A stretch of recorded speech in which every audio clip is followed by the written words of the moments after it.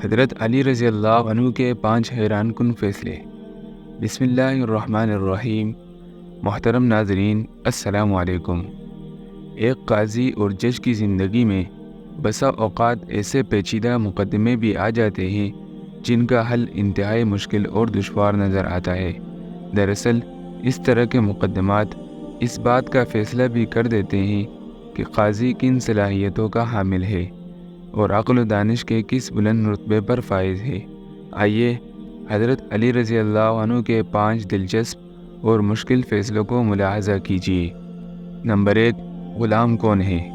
یمن کے ایک آدمی نے اپنے لڑکے کو سفر پر بھیجا تو اس کے ساتھ ایک غلام بھی روانہ کیا۔ راستے میں کسی بات پر دونوں میں جھگڑا ہو گیا۔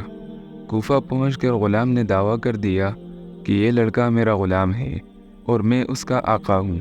یہ کہہ کر اس نے لڑکے کو بیچنا چاہا۔ جب یہ مقدمہ حضرت علی رضی اللہ عنہ کی خدمت میں پیش ہوا تو آپ نے اپنے خادم سے فرمایا، کمرے کی دیوار میں 2 بڑے سوراخ بناؤ اور ان دونوں سے کہو کہ اپنے اپنے سر ان سوراخوں سے باہر نکالے۔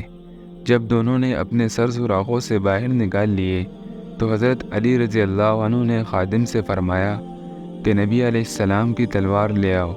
خادم تلوار لے آیا تو آپ نے خادم سے کہا کہ غلام کا سر کاٹ ڈالو۔ یہ سنتے ہی غلام نے فوراً اپنا سر پیچھے کر لیا، جبکہ لڑکا اسی طرح کھڑا رہا۔ یوں آپ کی حکمت عملی سے معلوم ہو گیا کہ غلام کون ہے۔ نمبر 2، جھوٹے گواہ بھاگ گئے۔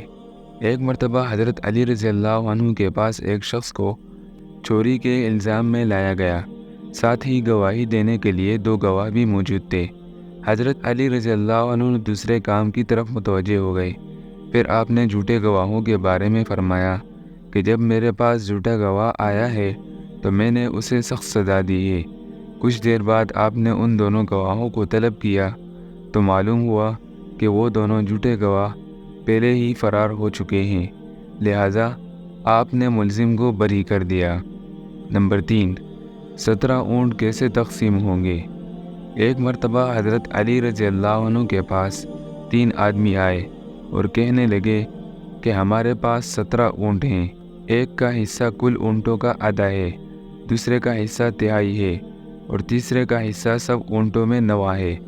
آپ ہمارے درمیان اونٹ تقسیم کیجیے، مگر شرط یہ ہے کہ انہیں کاٹنا نہ پڑے۔ حضرت علی رضی اللہ عنہ نے بیت المال سے ایک اونٹ منگوایا۔ اب 18 اونٹ ہو گئے۔ پہلا شخص جس کا حصہ تمام اونٹوں میں آدھا تھا اسے 18 کے آدھے یعنی 9 اونٹ دے دیے۔ دوسرا شخص جس کا حصہ تہائی تھا اسے 18 کا تہائی یعنی 6 اونٹ دے دیے۔ پھر تیسرا شخص جس کا حصہ کل اونٹوں میں 9 تھا اسے کل اونٹوں کا 9واں حصہ یعنی 18 میں سے 2 اونٹ دے دیے۔ اس طرح آپ رضی اللہ عنہ نے حسن تدبیر سے ایک مشکل مسئلے کو حل کر دیا اور 9، 6 اور 2 اونٹ ملا کر کل 17 اونٹ ان تینوں میں تقسیم بھی کر دیے اور کسی اونٹ کو کاٹنا بھی نہ پڑا۔ ایک اونٹ جو باقی بچا تھا اسے بیت المال میں واپس پہنچا دیا۔ نمبر 4، 1 درہم ملا۔ 2 شخص صبح کے وقت کھانا کھانے کے لیے بیٹھے تھے۔ ایک کے پاس 5 روٹیاں جبکہ دوسرے کے پاس 3 روٹیاں تھیں۔ اتنے میں ادھر سے ایک شخص گزرا۔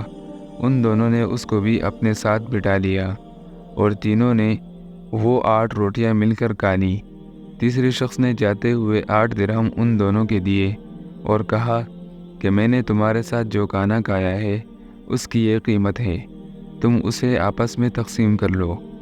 اب ان دونوں میں تقسیم پر جھگڑا ہوا۔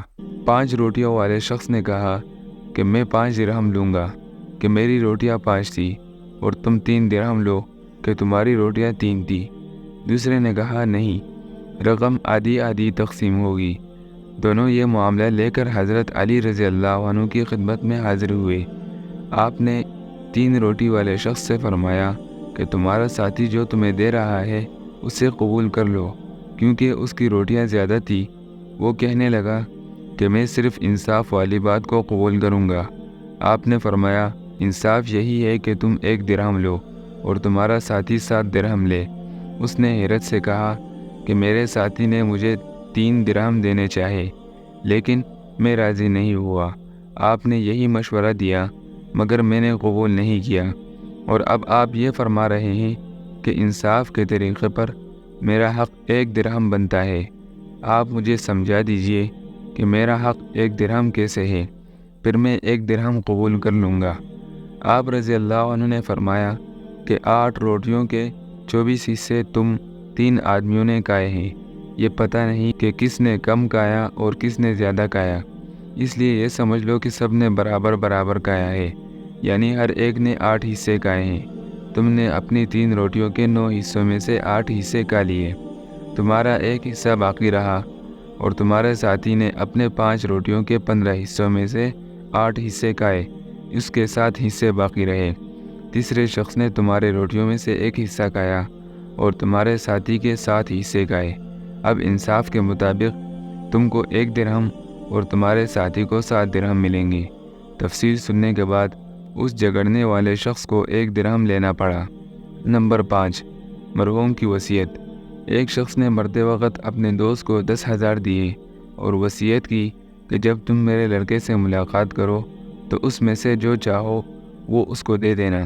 اتفاق سے کچھ روز بعد اس کا لڑکا وطن سے واپس آ گیا۔ اس موقع پر آپ رضی اللہ عنہ نے اس آدمی سے پوچھا کہ بتاؤ تم مرحوم کے لڑکے کو کتنا دو گے؟ اس نے کہا 1,000۔ آپ نے فرمایا کہ تم اس کو 9,000 دو گے، اس لیے کہ تم نے جو چاہا وہ 9,000 ہے، اور مرحوم نے یہی وصیت کی تھی کہ جو تم چاہو وہ اس کو دے دینا۔